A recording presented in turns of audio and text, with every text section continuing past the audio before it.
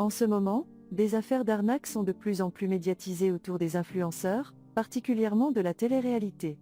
Marc Blatta, Nadé Blatta et Laurent font partie de ces personnes qui sont dans cette polémique. Si sur les réseaux l'affaire est bien médiatisée, BFM TV et plein d'autres chaînes commencent à s'intéresser à ce sujet de plus près. Des victimes auraient témoigné concernant de multiples arnaques, et ce soir il s'avère que les 3 influenceurs auraient eu un problème avec leur compte Instagram. Vous pouvez l'apercevoir en bas, que leurs Insta ont été supprimés. Dylan Thierry également fait partie des influenceurs dont des victimes se sont plaints d'arnaques venant de sa part. C'est d'ailleurs pour cela que 5 personnes ont déposé plainte contre le candidat de télé-réalité, 5 plaintes déposées pour abus de confiance dans le cadre de la cagnotte en ligne qui était destinée à financer des missions humanitaires dans plusieurs pays d'Afrique et du Proche-Orient.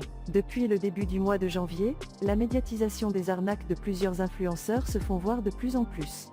Voici un court résumé. Enquête en cours sur les projets NFT de la GLZ, proposition de création de statut juridique d'influenceurs et interdiction de promotion de certains produits à l'Assemblée, publication d'une enquête sur le secteur par la DGCCRF, enquête et plainte en cours sur les cagnottes associatives de Dylan dont les montants auraient disparu, proposition de loi par le ministère de l'économie pour réguler le secteur de l'influence et initiative de députés de NUPES à l'Assemblée nationale pour réguler le secteur. Le collectif d'aide aux victimes d'influenceurs, composé de 88 personnes, a porté plainte contre Marc Blatta. Ciel gris, comme mon Insta qui a disparu pendant la nuit. Voilà, la matrice nous a eu. Le système a fait sauter le Insta. On n'a pas le droit de parler assez franc, on n'a pas le droit d'avoir cette liberté d'expression finalement.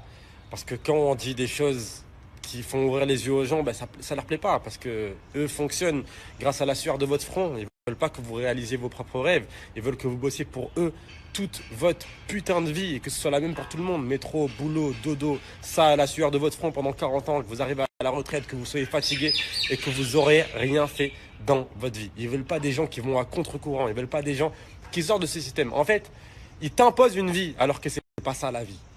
Malheureusement, c'est pas ça la vie. Et les 1% l'ont compris.